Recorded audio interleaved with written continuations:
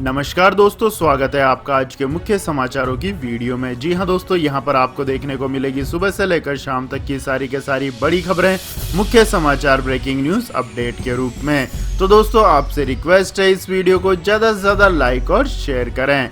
तो दोस्तों, जान लेते हैं आज की पहली बड़ी खबर। जनसंख्या नियंत्रण कानून के ड्राफ्ट पर दारुल उलूम देवबंद ने जताया विरोध।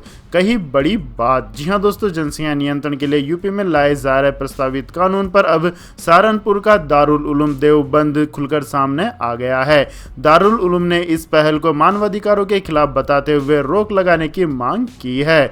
दारुल उलूम देवबंद के प्रेस प्रवक्ता अशरफ उस्मानी ने कहा है कि उन बच्चों की क्या गलती है जिन्हें यह कानून लागू होने के बाद सरकारी योजनाओं से दूर रखा जाएगा। उन बच्चों पर क्या बीतेगी जिनके माता पिता को सरकारी योजनाओं से अलग रखा जाएगा। अशरफ उस्मानी ने कहा है कि जनसंख्या वृद्धि कंट्रोल करने का यह तरीका पूरी तरह ह्यूमन राइट्स के खिलाफ है। अशरफ उस्मानी ने प्रस्तावित कानून की अपने हिसाब से व्याख्या करते हुए कहा है कि अगर 2 से ज्यादा बच्चों के माता पिता को उनसे अलग कर दिया जाता है तो उन पर क्या असर पड़ेगा। इस पहल को दारुल उलूम देवबंद एंटी ह्यूमन और मानवाधिकारों के खिलाफ मानते हैं। आपको बता दें दोस्तों, सीएम योगी आदित्यनाथ ने प्रस्तावित जनसंख्या नियंत्रण कानून का ड्राफ्ट जारी किया है। इस ड्राफ्ट के अनुसार 2 से ज्यादा बच्चे करने पर निकाय चुनाव लड़ने पर रोक और कई सरकारी सुविधाओं की समाप्ति की बात कही गई है। सरकार ने इस ड्राफ्ट पर 19 जुलाई तक लोगों से आपत्तियां मांगी है। उसके बाद असेंबली में बिल लाकर इस प्रस्ताव को कानून बना दिया जाएगा। इसके बाद दोस्तों, जान लेते हैं अगली खबर। भारत में 4 जुलाई से शुरू हुआ कोरोना की तीसरी लहर। हैदराबाद के साइंटिस्ट ने किया दावा। जी हां दोस्तों, देश में एक बार फिर कोरोना वायरस संक्रमण के मामले बढ़ने लगे हैं। इस बीच हैदराबाद यूनिवर्सिटी के प्रो वाइस चांसलर रहे एक वरिष्ठ भौतिक शास्त्री ने डराने वाला दावा करते हुए कहा है कि भारत में कोविड-19 की तीसरी लहर संभवतः 4 जुलाई से ही शुरू हो चुकी है। देश में पिछले 463 दिन में संक्रमण के मामलों और उससे मौतों की संख्या के आंकड़ों का अध्ययन करने का एक विशेष तरीका विकसित करने वाले डॉक्टर विपिन श्रीवास्तव ने कहा है कि 4 जुलाई की तारीख इस साल फरवरी के पहले सप्ताह जैसी लगती है जब दूसरी लहर शुरू हुई थी। वैज्ञानिक के विश्लेषण के अनुसार जब भी संक्रमण से रोजाना मृत्यु के मामले बढ़ने की प्रवृत्ति से घटने की प्रवृत्ति की ओर बढ़ते हैं या इसके विपरीत बढ़ते हैं तो डेली डेथ लोड में तेजी से उतार चढ़ाव होता है। इसके बाद दोस्तों, जान लेते हैं अगली खबर। यूपी पंचायत चुनाव, बीजेपी के अंदर से उठे विरोध के स्वर। एक्स एमएलए का योगी सरकार पर निशाना। जी हां दोस्तों, भाजपा की उत्तर प्रदेश कार्य समिति के सदस्य और पूर्व विधायक राम इकबाल सिंह ने पंचायत चुनाव को लेकर राज्य की योगी आदित्यनाथ सरकार पर निशाना साधा है। पूर्व एमएलए ने कहा है कि भाजपा ने पार्टी विद डिफरेंस के सिद्धांत को समाप्त कर दिया है और अब यह अटल बिहारी वाजपेयी वाली भाजपा नहीं रही है। विपक्ष द्वारा भाजपा को घेरने की कोशिश की जा रही है। इस बीच पूर्व विधायक राम इकबाल सिंह ने राज्य की योगी सरकार को असहज करने वाला बयान दिया है। उन्होंने पंचायत चुनाव में सत्ताधारी दल द्वारा धांधली का आरोप लगाते हुए कहा है कि इन चुनाव में अनैतिक रास्ते तय किए गए। भाजपा नेता ने आरोप लगाया है कि पंचायत चुनाव में ऐसी स्थिति हुई है कि डीएम और एसपी के सामने से वोट छीनने की घटना हुई है। लखीमपुर खीरी में एक महिला की साड़ी खींचने की घटना द्रौपदी के चीरण कांड की याद दिलाती है। पूर्व विधायक ने इटावा में पुलिस अधीक्षक के साथ हुई मारपीट की निंदा करते हुए कहा है कि ऐसी घटना लोकतंत्र के लिए खतरा है। उन्होंने भाजपा सरकार को आगाह करते हुए कहा है कि अनैतिक रास्तों से चंद दिनों के लिए महत्वाकांक्षाओं की पूर्ति हो सकती है, लेकिन लंबे समय तक के लिए इसे सुरक्षित नहीं रखा जा सकता। इसके बाद दोस्तों, जान लेते हैं अगली खबर। आतंकी सलाउद्दीन के बच्चों के सपोर्ट में महबूबा मुफ्ती।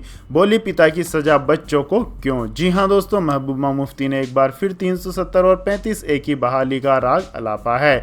दरबार मूव को खत्म करने और परिसीमन पर भी मुफ्ती ने सवाल उठाए हैं। हिजबुल मुजाहिदीन के कमांडर सैयद सलाउद्दीन के 2 बेटों समेत 11 लोगों को आतंकी कनेक्शन के चलते सरकारी नौकरी से निकाले जाने का भी जम्मू कश्मीर की पूर्व सीएम महबूबा मुफ्ती ने विरोध किया है।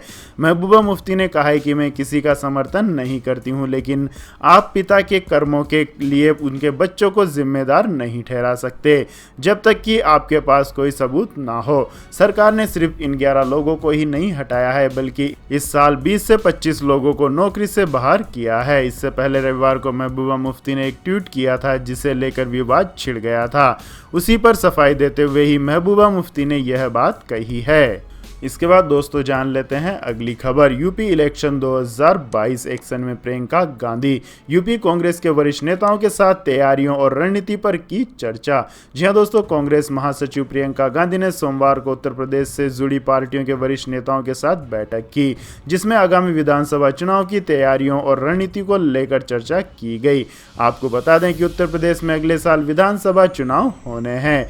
उत्तर प्रदेश कांग्रेस सलाहकार परिषद और रणनीतिक समूह की इस डिजिटल बैठक में प्रियंका गांधी ने महंगाई, पंचायत चुनाव के दौरान हुई हिंसा, महिला विरोधी अपराधों और कुछ अन्य मुद्दों को लेकर राज्य की भाजपा सरकार पर निशाना साधा है। आधिकारिक बयान के मुताबिक बैठक में यह फैसला किया गया है कि महंगाई, बेरोजगारी और जंगल राज के खिलाफ उत्तर प्रदेश कांग्रेस सड़कों पर और मजबूती से उतरेगी। इसके बाद दोस्तों रुक करते हैं अगली बड़ी खबर का। केजरीवाल सरकार इन मजदूरों के अकाउंट में ट्रांसफर करेगी 5,000 रुपए। जी हां दोस्तों, Delhi building and construction workers welfare board निर्माण श्रमिकों के बैंक डिटेल्स के संशोधन के लिए 12 से 17 जुलाई तक विशेष कैंप का आयोजन कर रही है। कोरोना काल के दौरान दिल्ली सरकार ने निर्माण श्रमिकों को 5-5 हजार रुपए की सहायता राशि दी थी, लेकिन पर्याप्त बैंक डिटेल्स या रजिस्ट्रेशन के दौरान बैंक डिटेल्स अपलोड न करने के कारण कुछ श्रमिकों की सहायता राशि बैंक की ओर वापस कर दी गई। इसी को देखते हुए सरकार ने बैंक डिटेल्स अपडेट के लिए विशेष कैंप शुरू किया है, ताकि बाकी बचे श्रमिकों को भी सहायता राशि मिल सके। इसके बाद दोस्तों जान लेते हैं अगली खबर। उत्तर प्रदेश में चुनाव से पहले समाजवादी पार्टी का चुनावी स्टंट, 10 लाख नौकरी और फ्री इलेक्ट्रिसिटी देने का वादा। जी हां दोस्तों, यूपी के पूर्व सीएम अखिलेश यादव ने किसानों की हालत का जिक्र करते हुए साल 2017 के विधानसभा चुनाव के बीजेपी के संकल्प पत्र में सीएम योगी की तस्वीर नहीं थी, इसलिए उन्होंने उसे कूड़ेदान में फेंक दिया है। बीजेपी ने अपने संकल्प पत्र में 2022 तक किसानों की आमदनी को दुगना करने का वादा किया था, लेकिन ऐसा नहीं हुआ। बीजेपी ये बताए कि आखिर उसने अपने वादे को निभाने के लिए कौन सा रोड मैप तैयार किया है। अखिलेश यादव ने इस मौके पर आम आदमी पार्टी से गठबंधन की संभावना संबंधित सवाल पर कोई सीधा जवाब न देते हुए कहा है कि सपा की कोशिश होगी कि ज्यादा से ज्यादा दलों को अपने साथ लेकर चलें। उनकी पार्टी सभी छोटे दलों को साथ लेने का प्रयास करेगी। आपको बता दें कि उत्तर प्रदेश में साल 2022 में विधानसभा चुनाव होने हैं। इसके मद्देनजर राजनीतिक दलों की गतिविधियां तेज हो गई है। आम आदमी पार्टी के राज्यसभा सदस्य और उत्तर प्रदेश प्रभारी संजय सिंह ने पिछले हफ्ते ही समाजवादी पार्टी के अध्यक्ष अखिलेश यादव से लखनऊ में मुलाकात की थी, जिसके बाद सियासी अटकलें तेज हो गई थी। इसके बाद दोस्तों जान लेते हैं अगली बड़ी खबर। विश्व हिंदू परिषद बोला, प्रस्तावित जनसंख्या कानून में एक बच्चे की नीति पर हो पुनर्विचार। जी हां दोस्तों, विश्व हिंदू परिषद ने उत्तर प्रदेश में प्रस्तावित जनसंख्या नियंत्रण कानून का स्वागत करते हुए उसमें से एक बच्चे की नीति को हटाने का आग्रह किया है। राज्य विधि आयोग को भेजे सुझाव में विश्व हिंदू परिषद के केंद्रीय कार्याध्यक्ष एडवोकेट आलोक कुमार ने कहा है कि जनसंख्या नियंत्रण और परिवार में 2 बच्चों की नीति को प्रोत्साहन देने के प्रस्तावित कानून के उद्देश्य से परिषद सहमत है, किंतु एक बच्चे के लिए प्रोत्साहन के प्रस्ताव से जनसंख्या में नकारात्मक वृद्धि को बढ़ावा मिलेगा। आलोक कुमार ने कहा है कि प्रस्तावित कानून में निश्चित समय सीमा में कुल प्रजनन दर 1.7 तक लाने का लक्ष्य रखा गया है, जिस पर पुनर्विचार किया जाना चाहिए। विशेष तौर पर एक ही बच्चा होने पर सरकारी कर्मचारियों और अन्य लोगों को प्रोत्साहन की नीति पर फिर से विचार करना चाहिए। उनका मानना है कि किसी समाज में जनसंख्या तब तक स्थिर होती है जब एक महिला से जन्म लेने वाले बच्चे की औसत संख्या कुल प्रजनन दर 2 से कुछ अधिक होती है। प्रजनन दर यदि 2.1 होगी तब यह लक्ष्य प्राप्त किया जा सकता है। प्रजनन दर यदि 2.1 होगी तब किसी कारणवश एक बच्चे की असामयिक मृत्यु होने पर भी लक्ष्य प्राप्ति में परेशानी नहीं होगी।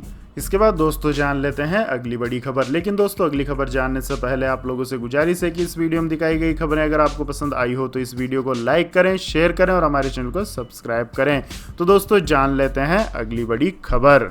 दिल्ली एनसीआर के 74,021 वाहनों का रजिस्ट्रेशन रद्द। इस सीरीज की गाड़ियां सड़क पर दिखे तो करे शिकायत। जी हां दोस्तों, दिल्ली एनसीआर में बढ़ते प्रदूषण को देखते हुए आरटीओ ने बड़ा कदम उठाया है। गाजियाबाद आरटीओ ने 74,021 वाहनों का रजिस्ट्रेशन रद्द कर दिया है। ये गाड़ियां अगर अब दिल्ली एनसीआर की सड़कों पर चलती पाई गई तो उसे सीज करने के साथ साथ 5,000 रुपए का जुर्माना भी लगाया जाएगा। प्रदूषण कंट्रोल बोर्ड भी इतनी ही राशि वसूलेगा। इसके बाद वाहन मालिक मालिक को दूसरे जिले का एनओसी दिखाने के बाद ही गाड़ी वापस की जाएगी। आपको बता दें दोस्तों, साल 2015 में ही एनजीटी ने दिल्ली एनसीआर में बढ़ते प्रदूषण को देखते हुए 10 साल पुराने डीजल और 15 साल पुराने पेट्रोल गाड़ियों को चलाने पर रोक लगा दी थी। पिछले साल गाजियाबाद आरटीओ ने भी एनजीटी के इस आदेश के बाद 81,773 निजी वाहनों का रजिस्ट्रेशन रद्द कर दिया था। इसमें 6,480 डीजल और 75,293 पेट्रोल से चलने वाले वाहन थे। हालांकि आरटीओ ने इन गाड़ियों के मालिकों को मौका दिया था कि वह 6 महीने के भीतर यूपी के दूसरे जिलों के लिए एनओसी ले सकते हैं, लेकिन अब तक केवल 74,021 वाहन मालिकों ने ही यूपी के दूसरे जिलों के लिए एनओसी लिया है। इसके बाद दोस्तों जान लेते हैं अगली खबर। बीपीसीएल के निजीकरण के बाद रुक सकती है एलपीजी सब्सिडी, सरकारी आदेश बना ब्रेकर। जी हां दोस्तों, अब से करीब 20 साल पहले सरकार ने एलपीजी को लेकर एक आदेश जारी किया था कि देश में उत्पादित रसोई गैस की आपूर्ति केवल सरकार के स्वामित्व वाली तेल कंपनियों तक सीमित रहेगी। इस आदेश ने भारत पेट्रोलियम कॉरपोरेशन लिमिटेड के निजीकरण के बाद सब्सिडी वाली एलपीजी की बिक्री जारी रखने की छूट देने वाली योजना के आगे ब्रेकर बन गया है। अब यह सवाल है कि बीपीसीएल के निजीकरण के बाद भी क्या वह सब्सिडी गैस की आपूर्ति करेगी या नहीं। आपको बता दें दोस्तों, बीपीसीएल के पास अभी 8.4 करोड़ से अधिक घरेलू एलपीजी ग्राहक हैं। इनमें से 2.1 करोड़ उज्ज्वला ग्राहक हैं। इसके लिए कंपनी की बस अपनी तेल शोधन इकाइयों का एलपीजी उत्पादन पर्याप्त नहीं है। इसके बाद दोस्तों जान लेते हैं अगली खबर। रूसी वैज्ञानिक का दावा, स्पुतनिक वी वैक्सीन देती है डेल्टा स्ट्रेन के खिलाफ 90% तक सुरक्षा। जी हां दोस्तों, रूस की नोवोसिबिर्स्क स्टेट यूनिवर्सिटी की प्रयोगशाला के प्रमुख और रूसी विज्ञान अकादमी के संबंधित सदस्य सरगई नत्सोव ने बताया कि रूस के स्पुतनिक वी सहित वायरस वेक्टर और mRNA टीके कोरोना वायरस के नए स्ट्रेन डेल्टा के खिलाफ कारगर हैं। सरगई नत्सोव ने कहा है कि यूके, यूएस और अन्य देशों के आंकड़ों के अनुसार हमारे स्पुतनिक वी सहित mRNA और वेक्टर टीके डेल्टा पर कारगर हैं। ये टीके कोरोना के खिलाफ 95% और डेल्टा स्ट्रेन के खिलाफ 90% सुरक्षा देते हैं। उन्होंने कहा है कि पहले से विकसित टीकों का उपयोग किया जाना चाहिए क्योंकि वे काफ़ी प्रभावी हैं। इसके बाद दोस्तों जान लेते हैं आज के मौसम अपडेट्स। तो दोस्तों, दिल्ली, यूपी, बिहार समेत इन राज्यों में भारी बारिश की संभावना। जी हां दोस्तों, मौसम विभाग ने उत्तर भारत के कई इलाकों में आज भारी बारिश का अनुमान जताया है। मौसम विभाग ने दिल्ली, हरियाणा, उत्तराखंड, चंडीगढ़, पंजाब और पश्चिमी उत्तर प्रदेश में भारी बारिश का अनुमान जताया है। मौसम विभाग के मुताबिक दक्षिण पश्चिम मानसून आगे बढ़ गया और आज राजस्थान और पंजाब के अधिकांश हिस्सों और हरियाणा और पश्चिमी उत्तर प्रदेश के कुछ और हिस्सों में फैल गया है। दक्षिण पश्चिमी मानसून की उत्तरी सीमा जैसलमेर, नागौर, भरतपुर, अलीगढ़, करनाल और गंगानगर से होकर गुजर रही है। आईएमडी देश के शेष हिस्सों में मानसून की निरंतर प्रगति की निगरानी रख रहा है। भारत मौसम विज्ञान विभाग के मुताबिक इन परिस्थितियों के प्रभाव में अगले 2 दिनों के दौरान उत्तर पश्चिम भारत के कुछ हिस्सों में भारी से भारी बारिश होने की संभावना है। वहीं जम्मू कश्मीर, लद्दाख, गिलगित बल्टिस्तान और मुजफ्फराबाद, हिमाचल प्रदेश और पंजाब में भारी बारिश की संभावना है। इसके बाद दोस्तों जानते हैं आज के सोने और चांदी के दाम। तो दोस्तों, राष्ट्रीय राजधानी में सोने एवं चांदी की कीमतों में गिरावट देखने को मिली है। एचडीएफसी सिक्योरिटीज के मुताबिक दिल्ली में सोने के भाव में 169 रुपये प्रति 10 ग्राम की टूट देखने को मिली। इससे शहर में सोने का भाव 46,796 रुपये प्रति 10 ग्राम पर रह गया है, जो कि पिछले सत्र में 46,665 रुपये प्रति 10 ग्राम था। वहीं बात करें दोस्तों चांदी की, तो चांदी की कीमत में 300 रुपये प्रति किलोग्राम की टूट देखने को मिली है। इससे शहर में चांदी की कीमत 67,611 रुपये प्रति किलोग्राम पर पहुंच गई है, जो कि पिछले सत्र में 67,911 रुपये प्रति किलोग्राम पर थी। इसके बाद दोस्तों रुक करते हैं अगली खबर का। अमेरिका ने ब्लैक लिस्ट की चीनी कंपनियां, गुस्साए ड्रैगन ने कहा देंगे करारा जवाब। जी हां दोस्तों, चीन ने रविवार को कहा है कि वह उइगर समुदाय और अन्य मुस्लिम जातीय अल्पसंख्यकों के साथ दुर्व्यवहार में कथित भूमिका को लेकर चीनी कंपनियों को काली सूची में डालने की अमेरिका की कार्रवाई का जवाब देने के लिए जरूरी कदम उठाएगा। चीन के वाणिज्य मंत्रालय ने कहा है कि अमेरिका का यह कदम चीनी उद्यमियों का अनुचित दमन और अंतर्राष्ट्रीय आर्थिक एवं व्यापार नियमों का भी गंभीर उल्लंघन है। मंत्रालय ने एक बयान में कहा है कि चीनी कंपनियों के वैध अधिकारियों और हितों की रक्षा के लिए जरूरी कदम उठाएगा। चीन ने अपने सुदूर पश्चिमी क्षेत्र सिंजियांग में उइगर समुदाय को लोगों को मनमाने ढंग से हिरासत में रखे जाने और उनसे जबरन श्रम कराने के आरोपों का खंडन किया है। साथ ही उसने अपनी कंपनियों और अधिकारियों के खिलाफ लगाई गई पाबंदियों के जवाब में वीजा एवं वित्तीय संबंधों पर प्रतिबंध लगाना शुरू कर दिए हैं। तो यह थी दोस्तों आज की सभी महत्वपूर्ण बड़ी खबरें। और दोस्तों बारी आती है आज के माइंड किच क्वेश्चन की, जिसका जवाब देकर आप बन सकते हैं एक शानदार उपहार के विजेता। तो दोस्तों आज का सवाल है, भारत में सर्वाधिक शेर किस राज्य में पाए जाते हैं? जी हाँ दोस्तों, अगर आपको इस सवाल का जवाब आता है तो तुरंत कमेंट सेक्शन में लिख दीजिए। इस वीडियो को लाइक कीजिए, शेयर कीजिए और हमारे चैनल को सब्सक्राइब करके बेल आइकन का बटन भी दबा लें। धन्यवाद। जय हिंद, जय भारत, वंदे मातरम।